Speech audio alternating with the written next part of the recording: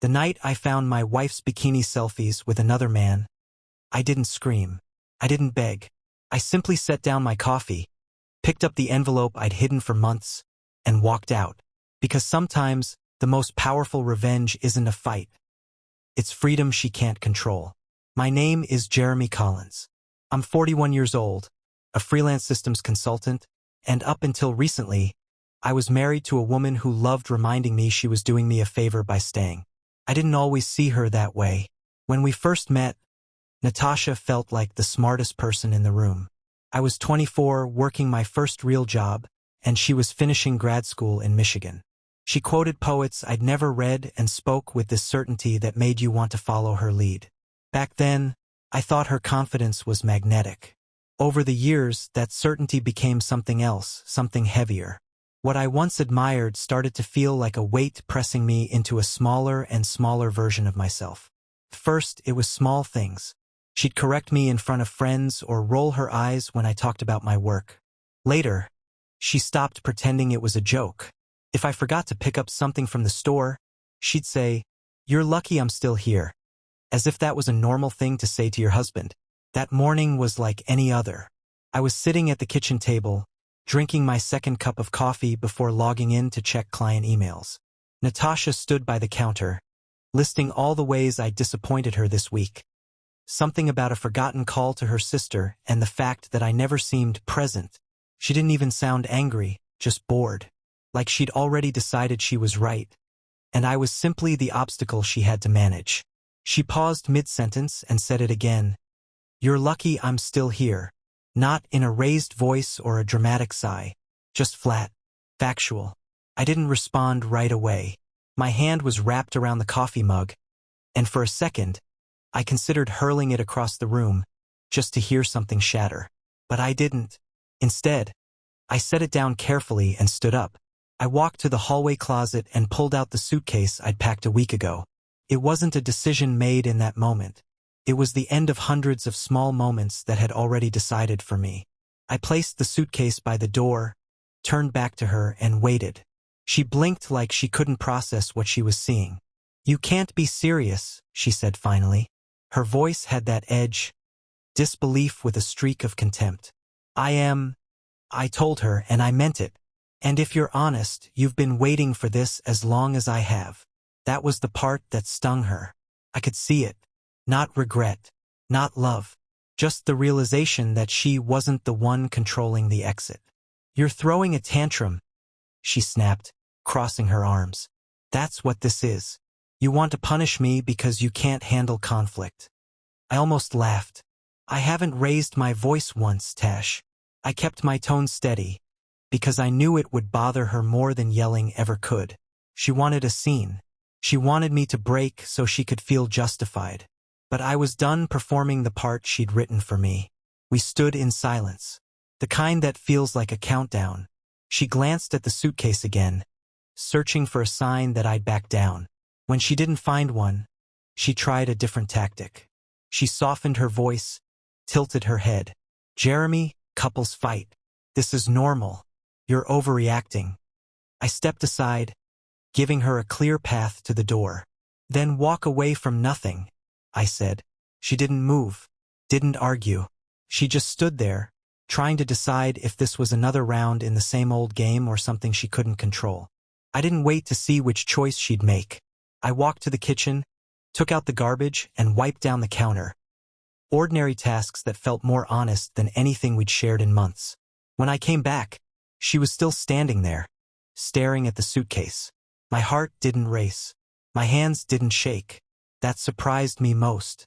I thought leaving would feel dramatic, but it was almost quiet inside me, like a final light switching off. I picked up the manila envelope from the shelf by the door, the one with the signed divorce papers. I kept it hidden for months, never fully sure I'd have the nerve to use it. But now there was no question.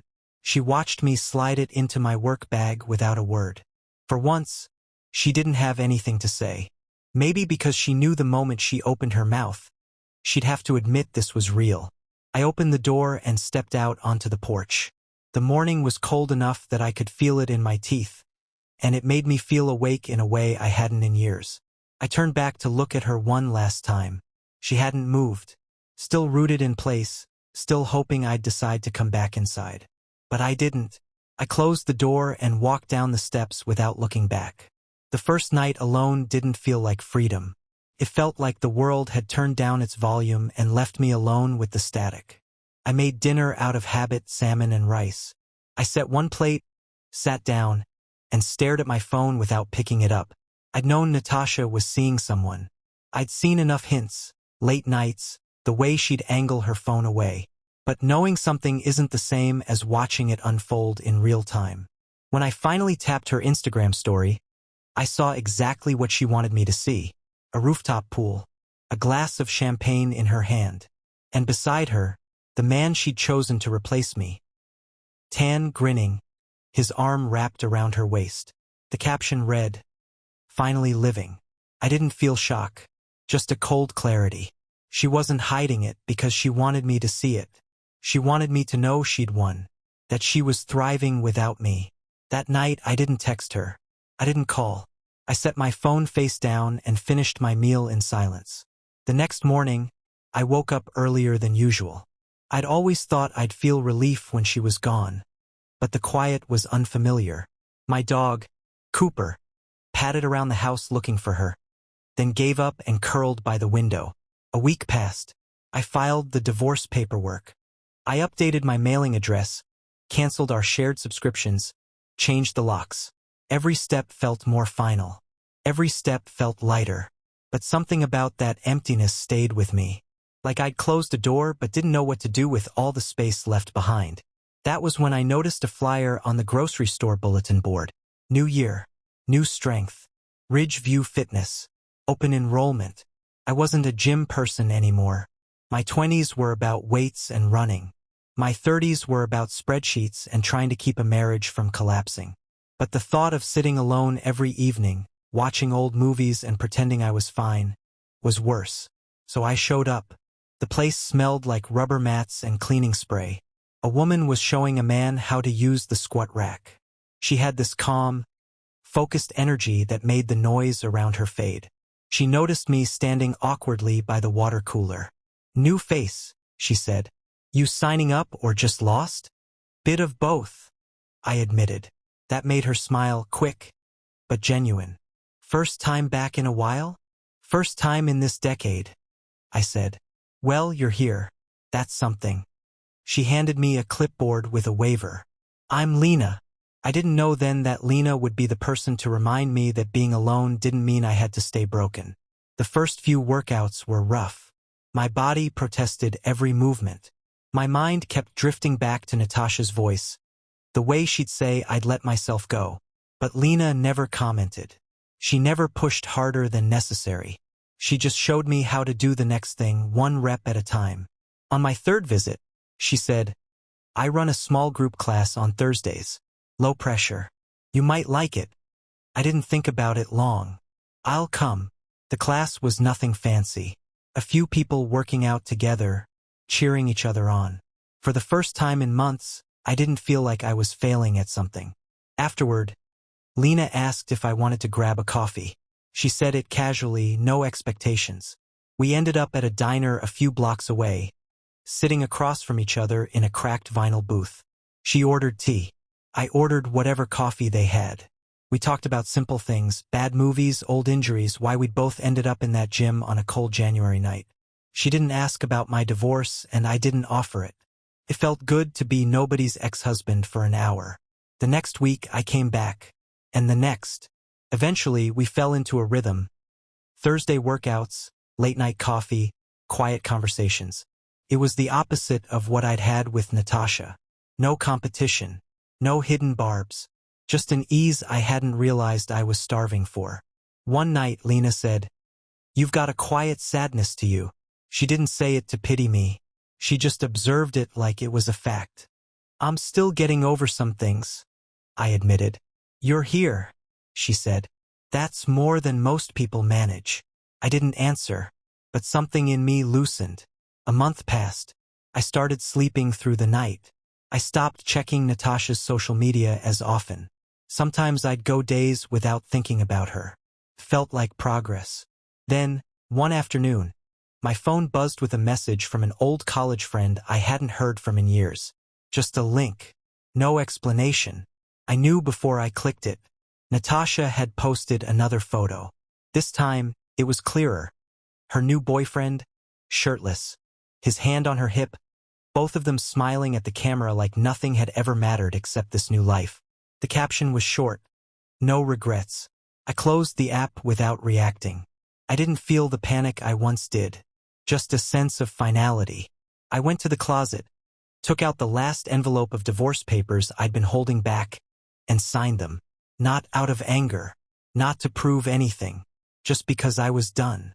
That night, I didn't call Lena. I didn't need to be rescued from the moment. I sat at my kitchen table alone, feeling something I hadn't felt in years. Peace. Lena invited me to a weekend retreat upstate. She called it a break disguised as a workshop. It was just trainers, yoga instructors, and their friends spending 2 days by a lake with no cell service. You'll hate it, she teased. But you'll like that you tried. I agreed because the thought of staying home, waiting for Natasha's next move, felt worse. The cabins were simple. We hiked, listened to talks about recovery and discipline, and ate bland meals someone claimed were healthy. I spent most of the time walking the trails alone, thinking about how many years I'd spent trying to make someone else happy. The second evening, Lena and I sat by the lake. She shared how her mother had died of cancer and how she'd run her first marathon just to feel like she was still moving. I told her about the first time I realized Natasha was never going to see me as her equal. You look like you want to apologize for it, Lena said. For what? For admitting you weren't happy. I used to think that made me weak, I told her. It doesn't, she said. It makes you honest. When we got back from the retreat, I felt different. I wasn't over everything, but I was done letting it rule me.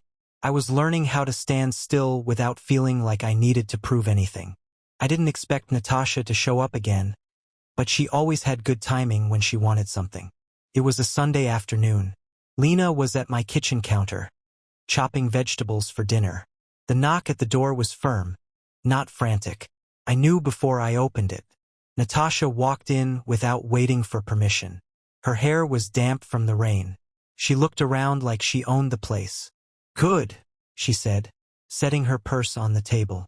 You're home. I didn't answer right away. She scanned the room until she saw Lena. Oh, Natasha said, her tone sliding into something practiced. I see you've replaced me already. Lena wiped her hands calmly. Hi, you must be Natasha. You must be Lena, Natasha replied. She smiled, but it didn't touch her eyes. I don't think this is a good time, I started. Natasha ignored me. I gave you years, Jeremy. Years. And you throw me out, then move on like it was nothing. I looked at her evenly. I didn't throw you out. I stopped making excuses for both of us. You never fought for me, she said, her voice rising. You just decided you were done. I kept my voice calm. I did fight, but you only noticed when I stopped. She turned to Lena. This is what you want? A man who quits? Lena didn't flinch. I'm not here to replace anyone, she said. But I'm here now, and you showing up doesn't change that. Natasha hesitated. She wasn't used to people refusing her script. Her eyes moved back to me, searching for something she could still control. You're making a mistake, she said, quieter now. No, I told her. I'm finally not. She didn't slam the door when she left. She just walked out without looking back. But her presence lingered. The room felt charged with everything unsaid. Lena set down the knife she'd been holding. You okay? More than I thought I'd be, I said. She nodded. Good, because I'm not wasting this salad. I laughed, and the tension broke a little. That night, Lena and I sat on the back steps, watching the sky. We didn't talk much. It was enough to be quiet together. The next morning, I thought it was over, but Natasha wasn't done.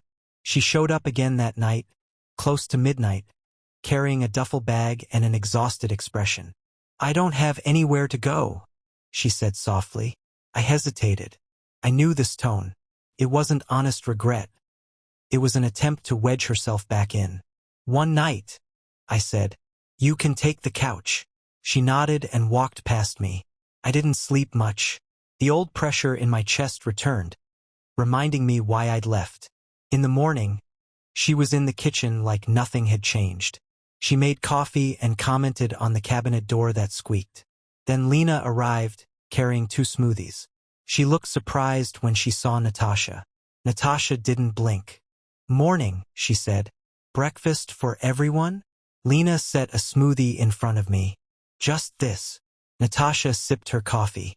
"Remember when you hated spinach? I used to sneak it into your pasta." I didn't answer. Lena caught my eye, offering a calm I hadn't earned yet. She didn't say anything. She didn't need to. After a few minutes of strained small talk, Lena stood. "I have a client. I'll call you later." When she left, Natasha looked at me like she'd proven something. "You're really going to pretend this is normal?" "It's not normal," I said. "It's just better than pretending we were happy." She set down her mug and walked into my bedroom. I followed her, knowing exactly what she was doing. In the closet, she moved hangers around, acting like she was looking for something. "It's not here," she said. "What isn't?" "My bracelet. The gold one. You haven't worn it in years." She turned to me, her expression calculated. "I wanted to see if you'd changed. And you look different," she said. "Like you're trying too hard to pretend you're fine." I stepped closer. "I'm not pretending anymore." She tried one last tactic. "You won't find anyone who loves you the way I did." "I hope not," I said. She didn't have a reply. She just walked past me and out of the room. I didn't follow her. I stood alone in that quiet and knew I was done fighting for something that was never going to heal. I thought letting Natasha stay for one night would be harmless. I told myself I was just being decent. But by morning, it was clear she hadn't come because she had nowhere else to go. She'd come because she believed I might still be the man who'd give her another chance. The first thing she did was start fixing breakfast. She moved around my kitchen like she belonged there, narrating each step in that familiar, casual voice she used when she wanted to set the tone. "Coffee's on," she said, as if we were a couple again. "Toast is ready." I didn't answer. I didn't want to pretend this was anything except a final act. She set a mug in front of me. "You should fix that loose cabinet. It's worse than it used to be." 5 minutes later, Lena walked in without knocking. She carried 2 smoothies and wore that tired half-grin she used when she'd been up too early. Her eyes moved from me to Natasha, taking in the scene without obvious reaction. "Morning," Lena said calmly. Natasha tilted her head.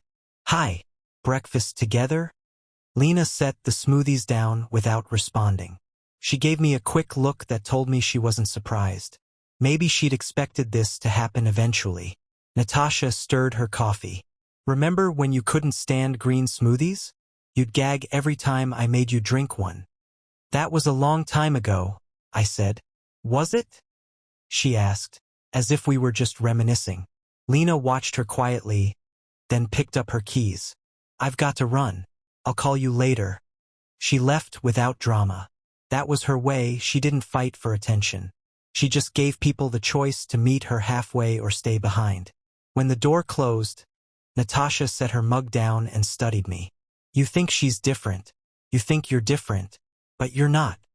I stayed silent. "Being with her won't change what you did," she said. "What did I do?" "You quit," she said. "You didn't even try to save this." I finally looked at her. I tried. I tried for years. But I stopped believing it was my job to keep us together when you never wanted to meet me in the middle. Her mouth tightened. "You have no idea what you're doing." "Maybe not," I said. "But I know what I'm not doing anymore." She stared at me like she was waiting for me to back down. When I didn't, she turned and walked into my bedroom. I followed, but I didn't stop her. She opened the closet and started going through my things again. "What are you looking for?" I asked. "My bracelet," she said without turning.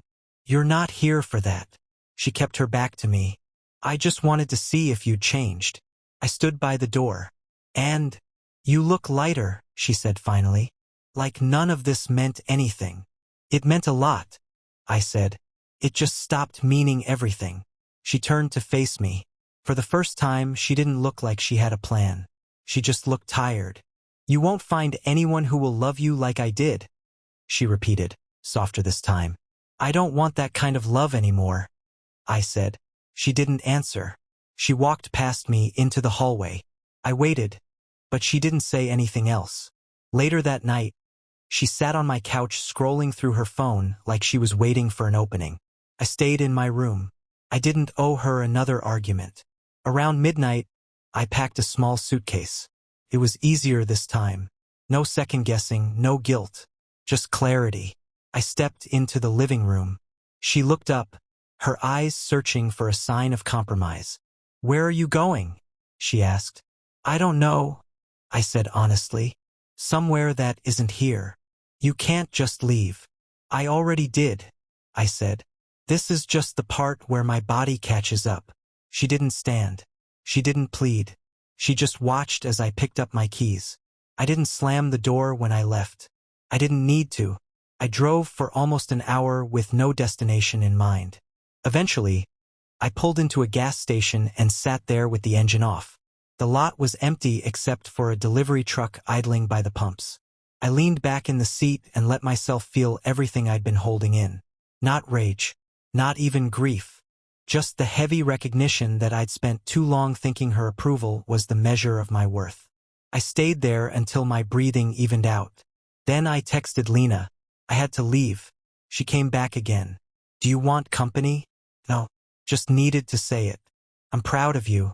That was all she said. No questions. No pressure to explain. I drove home as the sky started to lighten. When I walked inside, Natasha was gone. No note. No trace she'd been there at all. I didn't feel relief. Not right away. But I felt something close to it. A quiet certainty that I was done letting her rewrite the story.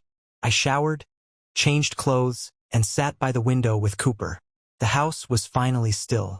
When my phone buzzed, it was Lena again. You okay? Getting there. You want to meet for coffee? Yeah. That sounds good. That afternoon, we sat across from each other in the same diner where we'd first talked. She didn't ask what had happened. She didn't need the details. She just listened while I told her the part that mattered. That I wasn't going back. You don't have to be fine today, she said. But you should be proud you stopped pretending. I am, I said and meant it. She reached across the table and took my hand. I didn't feel fixed. I didn't feel like everything was behind me. But for the first time in years, I didn't feel like I was failing at something. I just felt present. A week later, I stood on my porch with the last box of things I hadn't realized I'd been waiting to let go of. Old photo albums. A stack of birthday cards.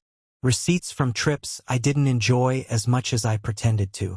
I thought about throwing it all out, but I didn't. Instead, I put the box in the attic. Not because I wanted to keep it, but because I didn't need to destroy the past to be done with it. Lena was waiting in her car at the end of the driveway. She'd offered to help me move the rest of my things to a small rental cabin a few hours north. Somewhere quiet. Somewhere that didn't feel like old territory. When I locked the front door one last time, I didn't feel sentimental. The house was never what trapped me. It was the version of myself I'd been inside it. As we drove, Lena kept her eyes on the road. She didn't fill the silence. She didn't act like this was supposed to feel good or triumphant. She just drove, letting me sit with the discomfort of ending something that once meant everything. We stopped for gas an hour outside the city. While she went inside to pay, I checked my phone. There was a single message from Natasha. I hope you're happy. I didn't reply. I didn't need to. For the first time, her words felt small. I deleted the message and put my phone away. Back in the car, Lena handed me a coffee. You sure you're ready for this? She asked. No, I said. But I'm doing it anyway. That's usually enough. She was right.